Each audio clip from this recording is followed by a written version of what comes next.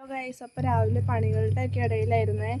അപ്പം നമ്മുടെ അന്നേരം കണ്ടത് നമ്മുടെ കുറിഞ്ഞിപ്പൂച്ചയും നമ്മുടെ കാക്കകളും തമ്മിൽ നല്ല അടിയായിരുന്നു. കാരണം അവൾക്ക് മനസ്സിലായി അവളുടെ ഫുഡൊക്കെ അവർ വന്ന് കഴിച്ചുകൊണ്ടിരിക്കുകയാണ്. അപ്പോൾ അവളത് ഇഷ്ടപ്പെടാഞ്ഞിട്ട് മാക്സിമം അതിൻ്റെ അടുത്തൊന്നും മാറാതെ ഇരുന്ന് അവരാണെങ്കിൽ വന്നിട്ട് വെയിറ്റ് ചെയ്യുമായിരുന്നു. പക്ഷേ അവൾ അടുത്തൊന്നും മാറാതെ ഇരുന്ന് അവരെ കഴിക്കാൻ സമ്മതിക്കുന്നില്ലായിരുന്നു.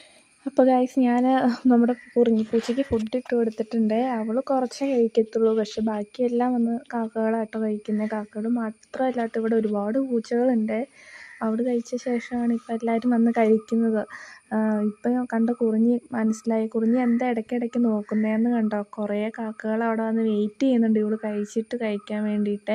ഞാനിന്ന് കുറച്ച് ലേറ്റായിപ്പോയി ഫുഡ് കൊടുക്കാനായിട്ട്. അതുകൊണ്ട് അവർ രാവിലെ തൊട്ടേ ബഹളമായിരുന്നു. എന്നിട്ട് അവർക്ക് വിശന്നിട്ടും ഇങ്ങനെ വന്ന് വെയിറ്റ് ചെയ്തിരിക്കുവാണേ.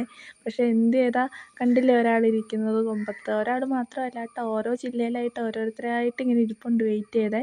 ഇതെങ്ങനെയാണെന്ന് വെച്ച് കഴിഞ്ഞാൽ ഒരാൾ കഴിക്കും, എന്നിട്ട് വന്ന് കഴിച്ചിട്ട് ഇൻഫർമേഷൻ കൊടുക്കും. അപ്പോഴത്തേനും അത് കേട്ടിട്ട് ബാക്കി എല്ലാവരും കൂടെ വരുവേ. എന്നിട്ട് 1 by 1 ആയിട്ട് ഓരോരുത്തർ കഴിച്ചിട്ട് പോവേ. നമ്മുടെ കുറിഞ്ഞിപ്പൂച്ചയ്ക്ക് വയറൊക്കെ നിറഞ്ഞു. എന്നാലും അവൾക്ക് ഇവർ വരുമല്ലോ, അവളുടെ ഫുഡ് എടുത്ത് കഴിക്കുമല്ലോ എന്നൊക്കെ ഓർത്തിട്ടാണ് അവൾക്ക് അവിടെ നിന്ന് മാറിപ്പോകാനായിട്ട് കുറച്ച് മടി. ഞാൻ എന്നിട്ട് ചുമ്മാ ഇങ്ങനെ നോക്കി നിൽക്കും. ഇതൊക്കെ കാണുമ്പോൾ ഒരു രസമല്ലേ എന്ന് ഓർത്തുകൊണ്ട് ഞാൻ ഇങ്ങനെ നോക്കുക.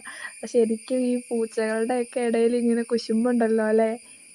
എന്നിട്ട് അവൾ പോയില്ല. അവളവിടെ സൈഡിൽ തന്നെ ഇരുന്നു. കാക്കകൾ വന്ന് കഴിക്കുമല്ലോ എന്ന് ഓർത്തിട്ട്. പിന്നെ എന്നാ സംഭവിച്ചതെന്ന് നമുക്ക് നോക്കാം കേട്ടോ.